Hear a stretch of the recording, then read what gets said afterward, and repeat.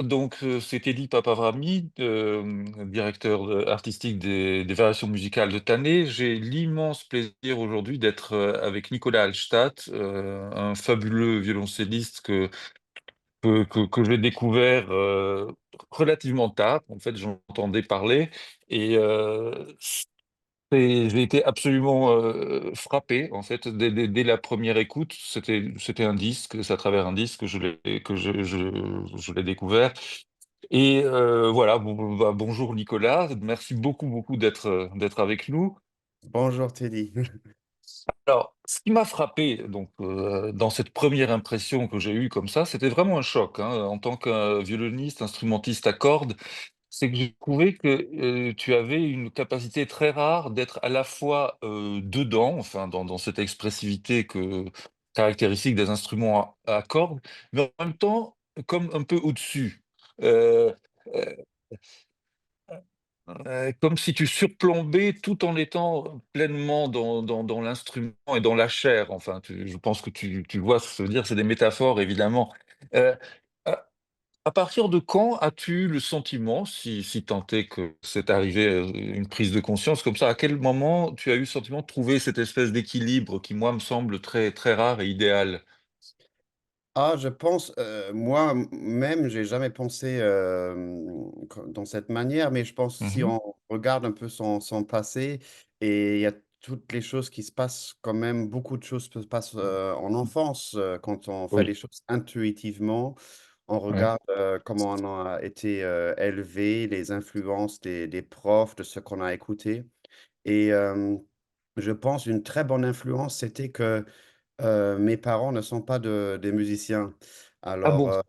et ce sont mon père est, chirurgien vasculaire et ma mère, Ah! est aussi, docteur et ils étaient passionnés de la musique en général. Alors, il y avait une immense passion pour l'art, pour lire, pour l'écoute, un esprit très, très ouvert, d'être très curieux de tout, vraiment de manger tout ce qu'il y a en musique et un de mes premiers profs au violoncelle, j'avais jamais vraiment au début pas de très bons profs instrumental, du début. Il y avait, quelques Oui. profs qui étaient fantastiques, mais j'avais beaucoup de changements en enfance et je Oui, sais que j'ai et il y avait je parle de l'âge entre 6 et 12 ans, un oui, peu après, tout à j'avais fait. toujours Ça m'intéresse beaucoup, oui.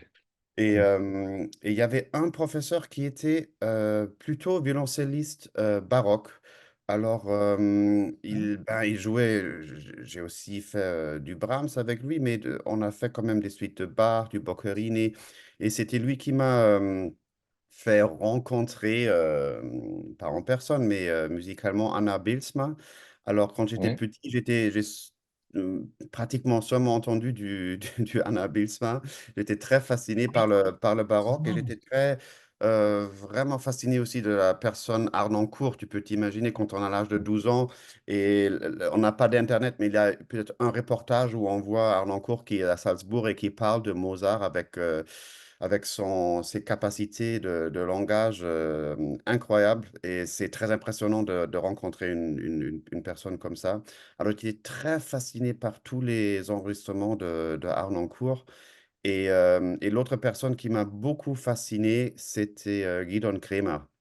Et Gidon Kremer, c'était quand même Ah! je dirais, bah, il y a beaucoup de violonistes que j'admire, mais je trouve quand même que Guidon, il a apporté quelque chose de nouveau dans le jeu des instruments à cordes. Il a vraiment eu un son qui est très, très différent que, tous les autres, Ouais, violonistes, violoncellistes ont eu et en fait, la première fois quand je ne sais pas, j'avais, 14-15 ans, tu sais, quand on fait son premier concours de violoncelle, tu rencontres d'autres gens et j'avais l'impression que c'est un monde très, très, très étrange et j'ai aucun rapport avec ce monde de violoncelle, des écoles violoncelle, des gens qui sont tellement fixés sur oui, l'instrument. oui, oui, oui, oui, oui. J'étais je ne sais pas, grâce à mes parents et j'ai toujours, écouté plutôt d'autres instrumentistes ou le répertoire symphonique et pour moi, j'étais jamais J'adore le violoncelle, mais bien sûr, c'est ma première passion, mais c'est pas, j'adore le piano, j'adore le violon. Je pourrais pas dire que le violoncelle, c'est mon instrument préféré, en fait. Mhm, Je sais mhm. que c'est un bel instrument, mais je me fascine plus pour le violon, pour la viole de gamme, pour le piano, pour les choses comme ça. Et je trouve que, oui, il y a tellement de choses dans une vie qu'on peut découvrir. C'était toujours étrange pour moi de me fixer sur l'instrument et je vois ça aussi de les gens qui pensent, des jeunes violoncellistes, qu'ils passent des heures au violoncelle et on pense très, très Ouais, instrumentiste. Et je trouve ouais. ça très étrange. Bien sûr, je trouve ça fascinant, les gens qui sont des freaks de leur instrument. J'adore ça, bien sûr. Mais il faut toujours avoir une raison, une autre raison pour faire de la musique. L'instrument, c'est seulement un moyen. Et je suis aussi très fasciné. J'adore la lutherie, l'archéterie. Et j'adore de regarder tout ça. Mais c'est pour une autre. Après, il faut avoir. Oui, oui, oui, je comprends, mais Transcender. c'est très intéressant. Donc, pour toi, et je suis absolument de ton avis, j'ai eu la même expérience, le prisme donc de regarder la musique par le biais de notre instrument, ça libère quelque part, ça donne un champ de liberté, n'est-ce pas, qu'on n'a pas sinon lorsqu'on est, euh, voilà. En C'est, fait, à la fin, je pense aussi que au début, j'ai commencé assez tard à jouer avec des orchestres et tout ça. Et j'ai ah toujours oui, adoré la musique de chambre, en fait. Et je trouve que la meilleure manière d'apprendre, c'est la musique de chambre parce que ouais, euh, si tu as des amis, des musiciens sur d'autres instruments qui jouent tellement bien, c'est beaucoup plus inspirant quand tu joues un trio de Schubert, Schumann, Brahms.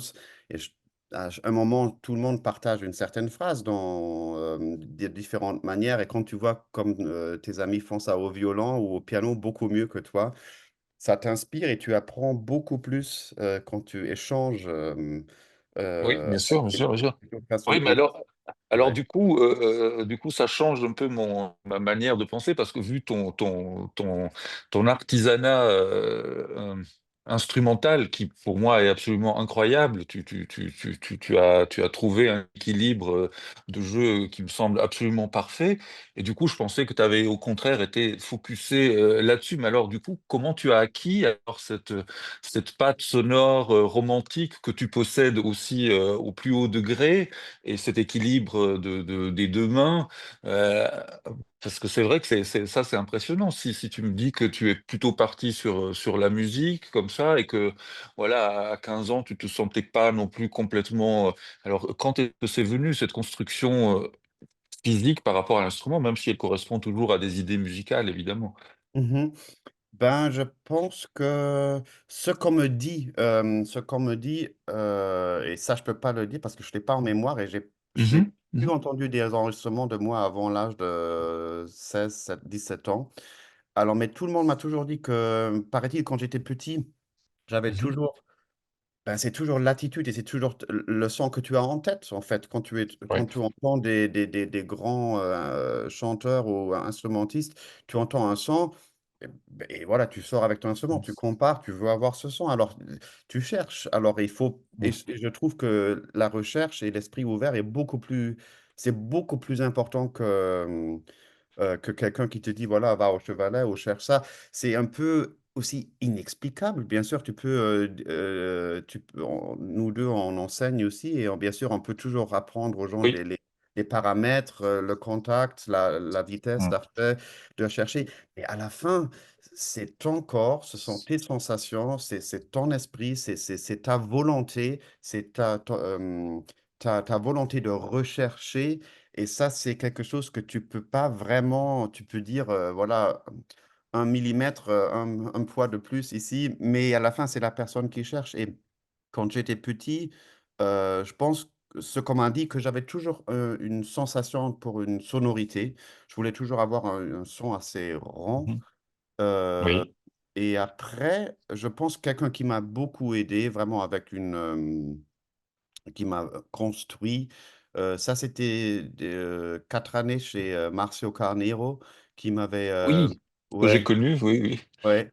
Alors avec lui, j'ai quasiment, voilà, j'ai pendant quatre ans plutôt fait vraiment beaucoup de choses instrumentales, la main gauche, la main droite, un peu tout. Et après, Oui, bien il sûr, j'ai travaillait ses gammes très très consciencieusement tous les jours, je me ah, souviens.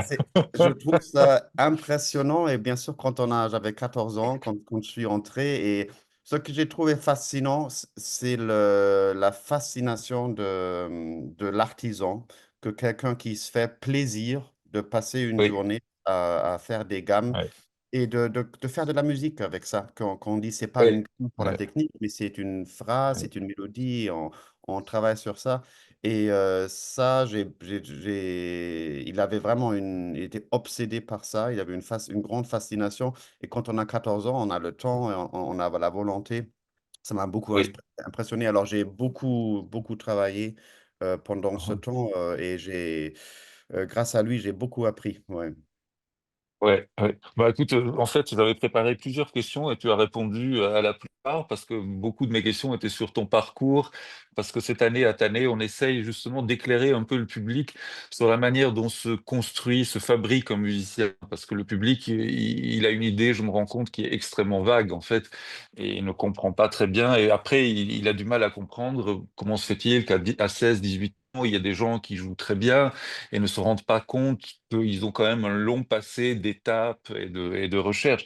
Alors, je vais revenir un peu sur le programme que tu as choisi à Thané. Moi, j'en ai été très heureux, avec un peu la crainte de me dire, voilà, est-ce que le public, voilà, va être en mesure de suivre, tout simplement parce que on est un peu au sommet du répertoire et tu es tout seul. Donc, en tant que justement grand chambriste et aussi chef d'orchestre, et donc un grand musicien de partage, euh, qu'est-ce que tu trouves d'unique et qu'est-ce que ça t'apporte justement le parcours en solitaire comme ça sur scène?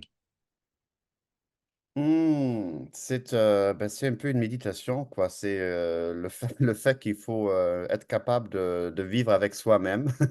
Mhm, Euh, c'est aussi très difficile tu as les moments les plus heureux quand tu es en musique de chambre, tu partages avec des gens et en fait, quand tu es tout seul, tu essayes de trouver un dialogue avec la musique et avec les gens qui écoutent.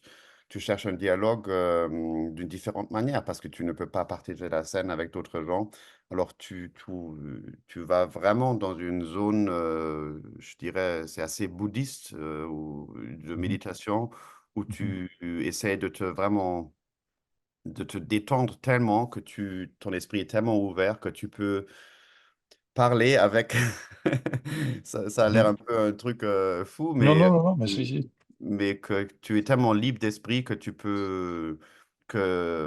comment dire, l'esprit est tellement, il y a une liberté que tu peux créer un dialogue avec d'autres esprits, Oui, des oui, écouteurs. Et oui. en fait, tu essayes ben, ce qui est toujours le moment parfait que tu veux achever, c'est quand même que toi-même, tu es seulement un moyen et que tu sens la musique, elle coule Mhm. que, through your body, comment dire. Ouais, oui, oui, tout Et, à fait. Ouais. et la chose la plus importante, c'est que tu ne déranges pas. Et c'est un peu ça, je trouve. Et ça, bien sûr, quand tu es tout seul sur scène, c'est quelque chose de très difficile, avec les nerfs, avec le répertoire qui est très challenging, avec juste Bien sûr, c'est plus dur, hein, il faut le préciser pour le public. Un instrument à cordes qui joue seul, il fait l'harmonie, donc automatiquement, même si les œuvres ne sont pas voulues pour la virtuosité, on atteint des difficultés qu'on a rarement en musique de chambre ou en concerto. C'est ça, et il faut vraiment, à la fin, tu es tout seul voilà, tu dois être capable de vivre ce moment avec beaucoup de joie et détente et concentration.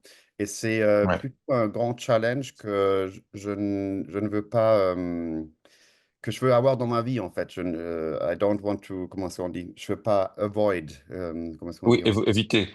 Voilà, je ne Euh, veux pas éviter ce challenge. de Oui, oui, oui. face the reality. Mais oui, mais c'est drôle parce que ça, ce que tu dis sur le fait de ne pas entraver la musique, enfin de ne pas la déranger. En fait, quand je parlais de cette dimension que je trouve que tu as, qui est d'être à la fois au-dessus et dedans, je pense que, enfin voilà, ça c'est mon avis, mais je pense qu'il y a en toi une humilité, un respect, mais tout le monde a l'impression d'être humble face à la musique, mais si on les écoute, on se rend compte que ça n'est pas tout à fait vrai.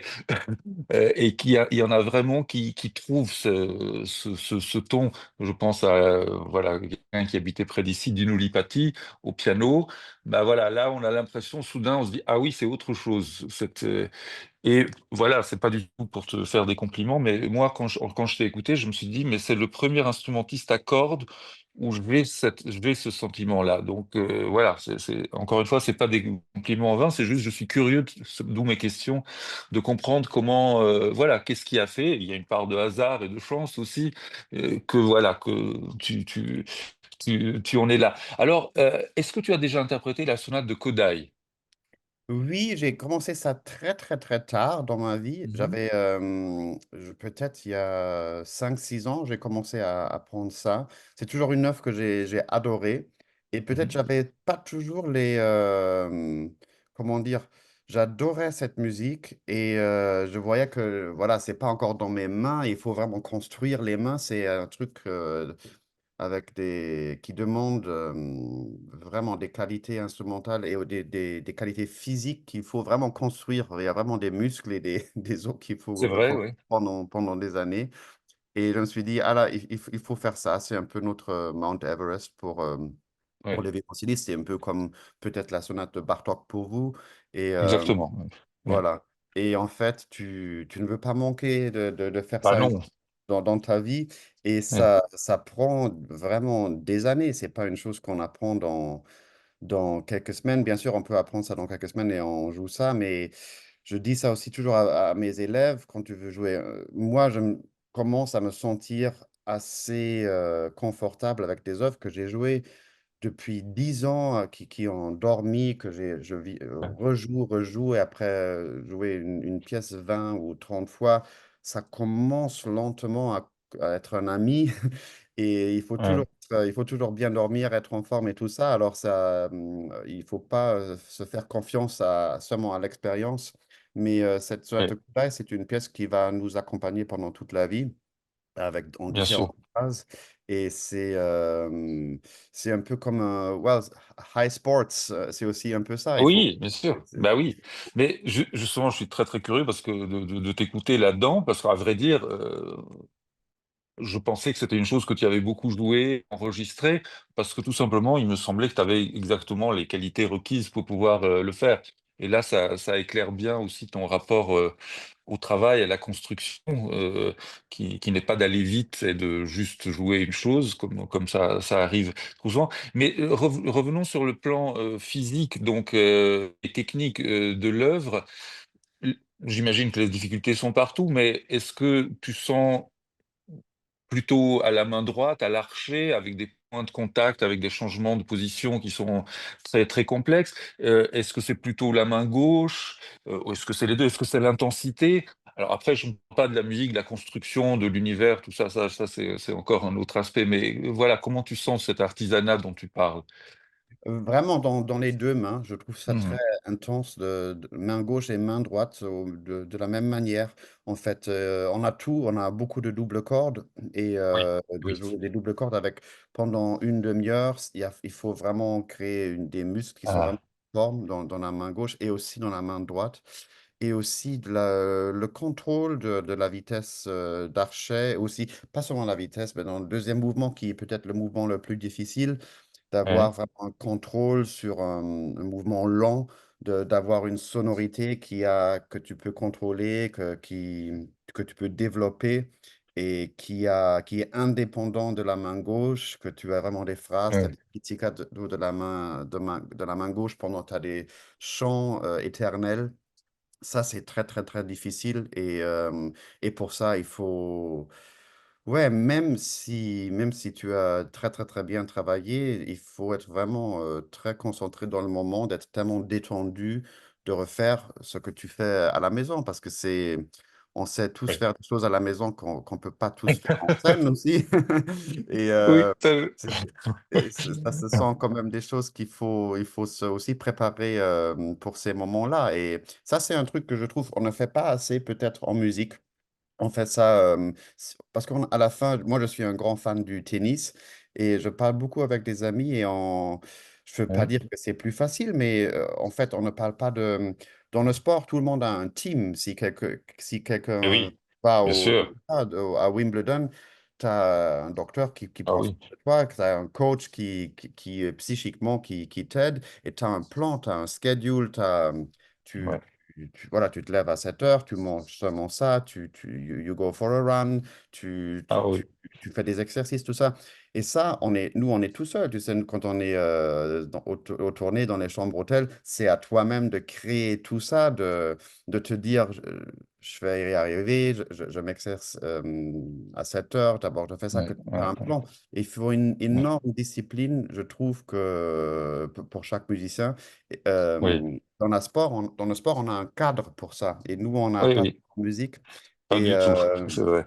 voilà. Et pour des moments comme ça, il faut faire ça. Moi, je ne fais pas ça du tout. Mais quand il y a voilà, des soirées seules, de temps en temps, quelques jours avant, je demande à un ami, écoute, t'as pas une petite heure où tu peux juste t'asseoir ici dans la chambre et je rôde une fois le programme Bien parce que sûr, ça bien change sûr. beaucoup Ah, et les gens ne sont pas conscients que ça fait une telle différence d'avoir juste une personne à 2 mètres devant toi. Et ça change tout. Et la dernière fois quand j'avais fait ça, c'était là au mois d'avril, j'avais un récital, voilà ça, solo à Hong Kong. Et il y avait un ami à moi à Berlin. J'ai dit, écoute, tu n'as pas une demi-heure pour juste écouter une œuvre. Et il s'est pas rendu compte quelle différence ça fait pour moi 2 jours plus tard. Pour moi, c'est une autre manière de jouer une sonate en Do. ouais, Si je l'ai déjà bien fait sûr, 2 jours avant devant un copain peut être beaucoup plus intimidant qu'une grande salle de bien sûr, concert. Et je bien trouve sûr. ça c'est très très important. Je dis ça aussi toujours aux élèves. Si vous avez un concert à jouer en 2 semaines, demandez à votre meilleur pote de jouer ça 2, 3 fois, comme ça, le matin à 9 heures, l'après-midi après le repas, dans des moments très inconfortables. Et, Oui, ouais, et ça peut aider. Moi, j'ai trouvé ça aussi très intéressant. Il y a des gens qui disent, pour se préparer au concert, de temps en temps, prennent l'escalier, ils marchent 2, 3 fois. Et quand on est un peu out of breath, essoufflé, essoufflé, ouais. essoufflé, après, on se met avec un Ouais, cœur qui bat plus vite, ouais. on peut essayer. Ou j'avais même entendu que Yo-Yo Ma, il lave les mains, que les mains sont un peu mouillées, comme c'est pas la même chose La qu'avec la transpiration. fleur, avec la transpiration, mais Ah, ça ouais, rend les choses aussi un peu désagréables. Pour s'exercer ouais, pour des moments désagréables, parce qu'après, tu te sens ouais. très confortable à la maison, mais tu es sur scène, les gens sont devant toi, Et, l'acoustique est très sèche, il fait très chaud avec la lumière, ce sont tous des choses que... bien sûr, on n'a pas prévu. Mais c'est, oui, souvent des élèves arrivent en cours et puis tu dois connaître ça. Ils me disent, ah oui, mais à la maison, je l'ai très très bien réussi. Et puis je leur dis, mais vous savez, iFet aussi joue mieux à la maison. Bien Donc, sûr, bien c'est clair, ouais. C'est clair. Et donc, je me suis vraiment, une fois où je me suis vraiment rendu compte quelle différence ça fait, c'était quand j'ai commencé à jouer la sixième suite de Bach sur un instrument à 5 cordes. Et, euh, et bon, au début, t'es à la maison et tu dis, waouh, c'est très différent d'avoir 5 cordes quand même pour l'archet. T'as tout à coup une corde au milieu qui est là oui, et quand même, c'est très différent. Là aussi, de l'archet, la corde mi, on a au ouais, violoncelle, il faut vraiment traiter ça tellement différemment. bien sûr. C'est presque avec un archet d'alto ou une chose comme ça. Ouais, Mais en fait, le corps apprend très très vite. Alors, après une semaine à la maison, tu es là et tu es vraiment vraiment confortable et tu dis non, ça va, c'est magnifique à jouer ça. Tu prends vraiment du plaisir. La corde mi, tu peux jouer très très haut sans voilà, aller. forcé, ouais. Voilà. Mais après, la première fois sur scène, j'avais même joué ça aux amis, mais si tu joues pendant 20 ans sur un instrument à 4 cordes et la première fois tu sors sur scène et tu as un instrument, tu regardes sur un cheval avec 5 cordes, c'est une chose Ah très, très, oui, c'est très encore autre différente. chose, ouais. Ouais, Eh alors oui. là, je me suis vraiment rendu compte, ça va me prendre beaucoup d'années jusque je Ah suis oui, vraiment à l'aise avec un instrument à 5 cordes. On fait ça parce qu'on pense que c'est plus facile, à la suite, de la sixième de Bach qui est vraiment très, très difficile à 4 cordes de jouer. Mais d'avoir ouais, un autre instrument, un changement d'habitude sur scène, ça peut être un grand choc et il faut vraiment se préparer d'une manière, que la scène n'a pas de surprise, en fait, qu'on peut vraiment se concentrer, exactement. sur la Ah, musique. C'est plus tes facile paroles, à dire que le faire, mais voilà. non, mais tes paroles sont de l'or. Je vais inciter beaucoup d'étudiants à écouter cette interview parce que voilà, je ne pourrais pas dire ni plus ni mieux. C'est exactement ça. Dans 2 jours, je joue un programme avec la sonate de Bartok, avec du Bach et une sonate d'Isaïe, et c'est exactement ça. Donc, je suis très, très heureux et l'histoire de trouver alors l'essoufflement. Moi aussi, j'ai eu cette idée-là. De m'essouffler faisant beaucoup de sport. Je savais que, bien sûr, ce que signifie le cœur qui bat plus vite. Mais c'est là, c'est diabolique parce que le cœur qui bat plus vite à cause d'un effort n'est pas le cœur qui bat plus vite à cause du stress. Ouais, Alors, ouais. ça donne un petit entraînement, mais hélas, ça n'est pas pareil. Ouais et ça, c'est aussi la belle chose de notre métier qu'on a Ouais. toujours, il y a toujours des miracles, il y a toujours chaque jour est différent, on peut jamais dire qu'on refait quelque chose qu'on a Non, fait. bien sûr. Mais c'est vrai qu'il y a un manque, une déficience quand même à ce niveau-là. Après, je ne dis pas qu'il faudrait que les musiciens soient entraînés avec des coachs et des sportifs, comme les Non, sportifs. Je ne sais pas, je trouve qu'il faut quand même une dimension artistique un peu solitaire et voilà, c'est bien comme un sûr. écrivain, on n'apprend pas à écrire un roman, chacun doit inventer quand même son système. Mais c'est vrai qu'un coureur amateur comme moi, il trouve un journal où il va avoir un programme qui va être beaucoup plus élaboré qu'un étudiant en haute école ou au conservatoire supérieur par rapport à la préparation d'un concert. Ça c'est quand même étonnant. Est-ce que tu as connu personnellement Dutilleux, puisque tu joues donc les 3 strophes sur le nom de Brassard? Non, je ne l'ai pas connu, mais une chose qui m'a très, très impressionné, c'était qu'en 2009, je pense, oui, en 2009, j'étais en France et au festival de Saint-Côme, et j'avais joué voilà, une soirée de trio. Et, et après, tu sais, tu écris dans le livre de la série. Oui, oui, oui. Et la veille, je regardais qui a écrit, une chose dans ce bouquin et je vois une écriture et j'ai pensé que c'était le testament vraiment imprimé. C'était une écriture, mais parfaite. Tu Ah oui, oui. avais du mal à croire que c'était une personne qui avait écrit ça parce que c'était vraiment d'une perfection. Calligraphie parfaite Exactement. Et c'était Dutilleux à l'âge de 93 ans qui écrit merci beaucoup pour cette performance de ma sonate de piano solo. Grand plaisir d'être ici. Voilà, quelques mots. Mais l'écriture était tellement impressionnante que c'était ma rencontre avec Henri Tiens, Dutilleux. tiens, tiens, tiens. Et Mais moi, je l'ai bien connu justement, et c'est vrai que je ne connaissais pas son écriture, mais effectivement, ça correspond exactement à cette image d'homme tellement bien élevé, tellement attentif aux autres, humble, une éducation, on sentait une éducation d'un autre temps absolument incroyable. Mais alors, dis-nous quelques mots sur cette œuvre que tu interprètes, qui va être une découverte, je pense, pour beaucoup de gens du public à Tanné. Mmh. Ben, c'était, grâce à Paul Zacher qui était un grand, grand, mélomane et mécène de la musique classique au XXe siècle. En fait, on n'est pas vraiment au courant qu'une grande partie de musique qu'on adore aujourd'hui de Stravinsky, Bartók ou Dutilleux, on a grâce à lui.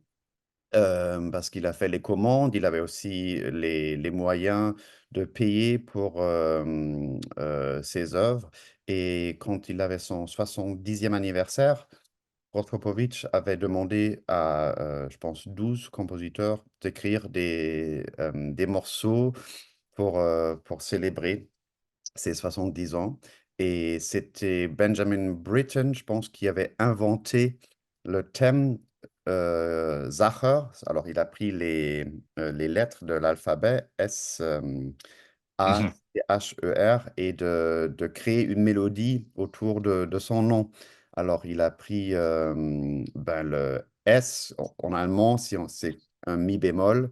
Après, la, C, Mhm. H, E, et pour le R, il a pris un Ré. Alors, tu as cette mélodie du nom Sacher, alors il a créé ça.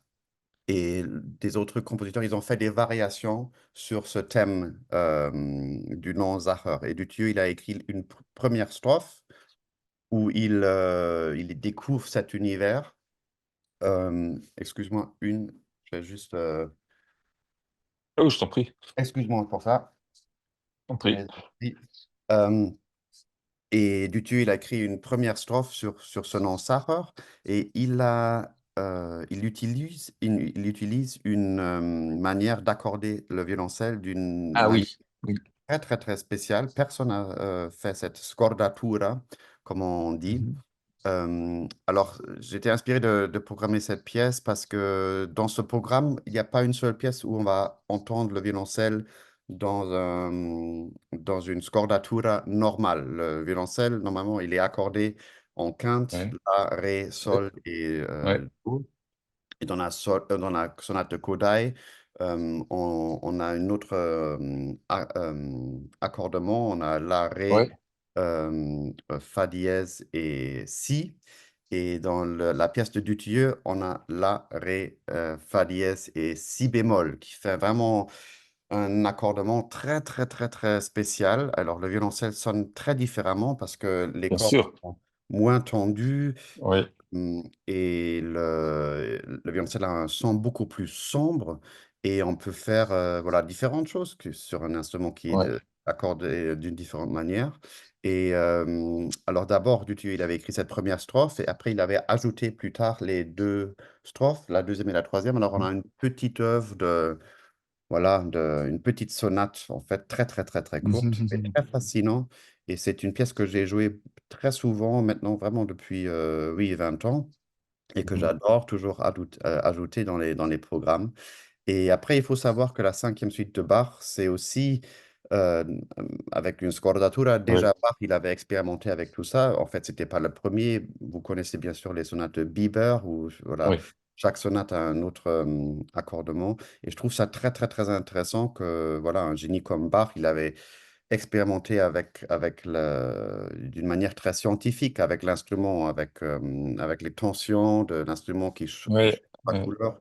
Et surtout pour la suite de Bach qui est en do mineur, il trouve une sonorité beaucoup plus sombre parce qu'il accorde là et on la descend un ton à sol.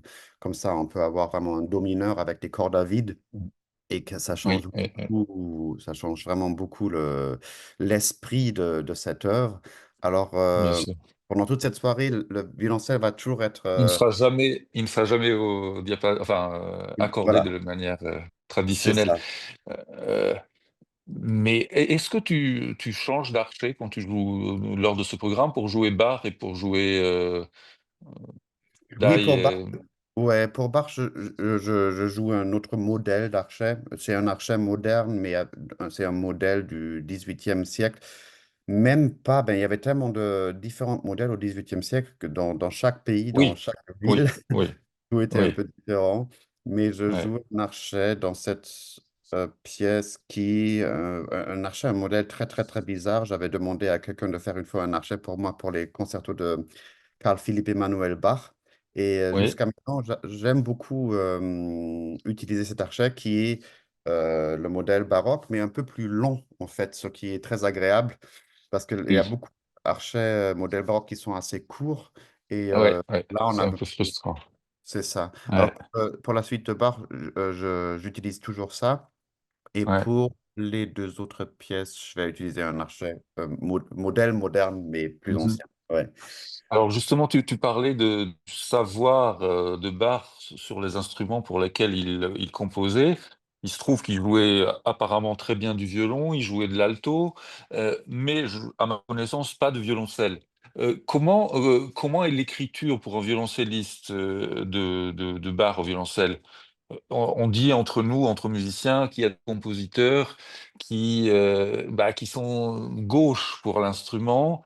Par exemple, curieusement, Mozart, bien qu'il fût très bon violoniste, euh, ça tombe pas sous les doigts d'une manière extraordinaire. Là, je discutais avec Avdeva pour cette même année à Tané. Elle me disait que Shostakovich, c'est pas très bien écrit pour l'instrument, alors qu'il était un grand pianiste.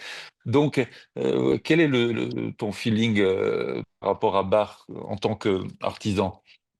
Je trouve que c'est plutôt bien écrit et ça dépend vraiment l'œuvre, je dirais. Ça Mhm. dépend totalement la tonalité. Alors les suites, je Ah, trouve que ça dépend vraiment chaque suite. Alors la première et la troisième, très agréable à jouer. On est en oui, sol hein. majeur et en do majeur. Mhm. Après, ré mineur, déjà un peu plus, la deuxième un peu plus inconfortable avec quelques quintes et en fait, il y a d'espace de sonorité parce on n'a pas toujours la première position pour que les cordes Oui, puissent. ça vibre. Oui. Et après, la suite la plus difficile, c'est peut-être la quatrième en mi bémol majeur, parce que là, on n'a pratiquement pas de corde à vide. Ouais. Et là, c'est très difficile à jouer parce qu'il faut vraiment, là, on fatigue vraiment la main gauche. Chaque Ouais, violoncelle, ouais, il faut écarter la main beaucoup. On a ouais. beaucoup de fatigue après cette suite. Et après la sixième suite, parce qu'elle est Oui, écrite prévu pour. Oui. prévu pour 5 cordes et à 4 cordes, c'est énormément difficile de jouer ça. Après la Mhm. cinquième, c'est difficile plutôt d'une manière psychique parce que c'est très bizarre de jouer avec un accordement où tu as de temps en temps une quinte, mais aussi une carte. Alors, c'est plutôt la main veut toujours corriger Mhm. ce que tu fais parce que tu mets les doigts et ça sonne une note plus basse sur la corde Ouais. sol qui, dans ta tête, est une corde là. Alors, c'est ça Oui. qui c'est plutôt un challenge psychique. Et autrement, Bach écrit plutôt bien. Je pense quelqu'un qui a joué l'alto et le violon, il se connaît mieux l'instrument que nous tous, un tel génie, et il savait exactement Oui. quoi faire, quoi. Oui, oui, oui, c'est toujours ce qui m'impressionne. Bon, bah alors, pour clore cette interview, et justement, quand penses-tu enregistrer l'intégrale des suites pour violoncelle de Bach? Est-ce que tu l'anticipes, tu le prévois à un moment donné, j'imagine? Ouais, en fait, c'est intéressant parce que bien sûr, c'est une chose que beaucoup de gens m'ont demandé quand est-ce que, en fait, tu Oui, enregistres ça. oui, Et je suis pas, comment dire, pas très chaud de, de- oui, de faire ça. En fait, j'adore enregistrer beaucoup de choses, mais les suites de bar, certainement, je veux les faire une fois dans ma vie, mais certainement pas 2 ou 3 fois. Il y a beaucoup de violoncellistes d'accord. qui Ouais. font ça. Et Oui, après 10 ouais. ans, ils font ça une autre fois parce qu'ils pensent qu'ils ont beaucoup évolué et ils sont pas contents avec l'autre enregistrement. Et je comprends ça, mais moi, j'aime aussi ouais, de faire les montages et de vraiment écouter un peu tout ce que tu fais. Je trouve ça très difficile de décider quand tu fais des montages de quoi prendre pour un enregistrement parce que c'est un peu une photo et tu as, Eh oui. 20 versions très différentes et peut-être 3 ou 4 versions que tu pourrais mettre sur disque et quoi faire. Alors, excuse-moi encore une fois, j'ai un peu les allergies là. Oui, oui, je t'en prie. Euh, alors, oui, je me suis dit, j'avais déjà, il y a 5 ans, il y avait le Covid, je me suis dit, alors, est-ce que, peut-être je fais les suites de Bach là, mais après j'avais un concert où je jouais toutes les suites de Bach et j'avais vu que j'étais pas prêt d'enregistrer ça, que c'était pas encore assez à ce que j'imaginais ça pourrait être. Et je me suis dit, il faut en fait, voilà, quelques années. Et là, je joue la première, la cinquième assez souvent, mais là, j'ai fait souvent l'intégrale dans les années pendant le Covid. Et après, j'ai plus fait l'intégrale. Et pour les suites de Bach, j'aimerais quand même bien d'abord jouer encore quelques saisons les suites de Bach et le faire dans les peut-être dans les prochains 10 ans, mais de faire juste Mhm. une version. Et après, c'est marrant parce que j'avais parlé avec, là au mois de janvier, j'étais à Amsterdam et il y avait Gordon Nikolic et il me demandait, Nicolas, est-ce que tu avais enregistré les suites de bar? J'ai dit non, j'attends parce que je ne les veux pas enregistrer 2 fois ou 3 fois. Alors il m'a dit, ben enregistre-les maintenant et tu fais 2 versions déjà maintenant, comme ça tu as fait les 2 versions et il faut pas encore attendre. Alors peut-être c'est aussi une manière de faire ça, je ne sais pas. Ouais, c'est compliqué. Comment tu expliques que pendant le Covid, tant de musiciens se sont tournés vers Bach? Ah, ben en fait, j'avais un concert de toute façon en Ouais. 2020 prévu et, euh, D'accord. et j'avais le temps et je me suis dit, ah, tant mieux, finalement, j'ai le temps de, Parce que ça a été presque une épidémie, hein. Même des gens qui jouaient pas tellement bar, des pianistes, ils se sont tous retrouvés à travailler du bar à la maison. Bien sûr, bien C'était très sûr. étonnant. Oui, ben moi j'étais forcé parce qu'il y avait un concert prévu. D'accord. D'accord. J'ai dit, bon, je vais faire ça et j'ai le temps de faire ça, mais c'était plutôt le luxe d'avoir le temps. Ouais. Ouais, ouais, bien sûr. Bon, écoute, justement, à propos de temps, je vais te laisser Non. retrouver ta routine Oh, je de sais pas. concertiste en voyage. Merci infiniment pour cette longue interview, très intéressante pour moi. Donc, on te retrouve au Festival de cette année. Alors, je suis désolé, la date exacte, là, m'échappe comme ça. C'est entre le 22 et le 31 août, mais vous pouvez avoir toutes les informations si vous allez sur la page de ce compte et puis bah, sur le site du festival. Merci infiniment, Nicolas, et à très Et à toi. bientôt. À Merci à bientôt. toi. Ciao, ciao.